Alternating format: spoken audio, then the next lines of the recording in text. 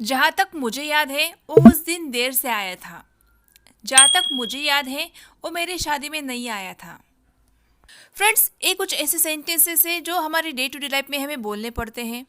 तो जहाँ तक मुझे याद है इसके लिए इंग्लिश में बोला जाता है as far as I remember. As far as I remember.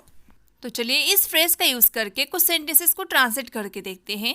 मानो अगर आपको ऐसा बोलना हो कि जहाँ तक मुझे याद है उसने तुम्हारे पैसे नहीं लौटाए, तो इस सेंटेंस की इंग्लिश होगी as far as I remember he didn't return your money.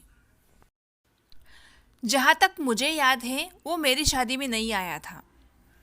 As far as I remember he didn't attend my wedding. जहाँ तक मुझे याद है वो उस दिन देरी से आया था। As far as I remember he was late that day. Now guys, एक सेंटेंस आपकी प्रैक्टिस के लिए।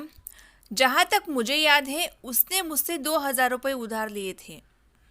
So guys, please translate this sentence in the comment section. So guys, this is all about this video. Friends, अगर आप English speaking course का ई book purchase करना चाहते हो तो इस ई बुक की लिंक मैंने डिस्क्रिप्शन सेक्शन में देकर रखी है। आप वहाँ पे जाके वो ई बुक परचेस कर सकते हो।